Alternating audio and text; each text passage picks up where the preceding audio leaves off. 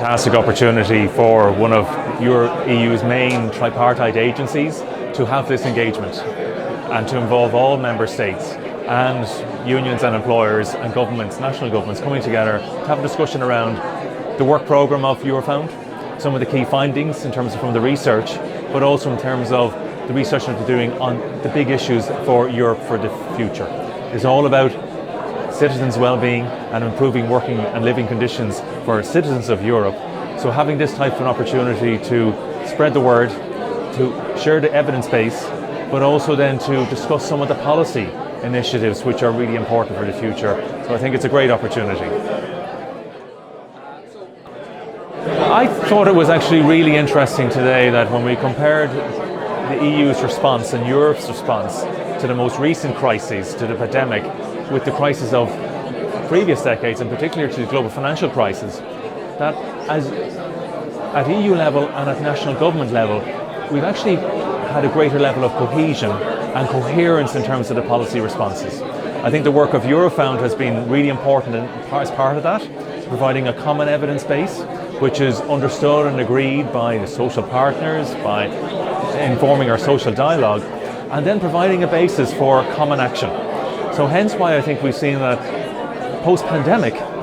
we've actually seen a quicker rebound in the labour market. We haven't seen the disparities that we had in previous crises, and I think that positions us well, drawing on the work of Eurofound in areas of preparing for the future around green and digital transition, that coherence and that cohesion is really, really important if we are to sustain improvements in well-being for European workers and for European citizens. Well, I think it's a source of great pride for Ireland that Eurofound has been here and the European Foundation and all of the teams and the researchers who have worked in the European Foundation for the last 5 decades. So it's a great pride that it's found a very productive and a very high quality working environment in Ireland, that it's contributed so importantly to improvements in living and working conditions. As a new member state back 50 years ago, it was a source of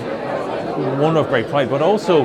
really important in terms of, because part of the reason for Ireland joining was to improve the prosperity of Irish citizens, but also to improve living and working conditions for Irish workers. So being part of that research agenda, being part of that evidence base over those 50 years, and to have had such a significant impact on the European project, on European integration, and for European citizens, I think that's a great source of,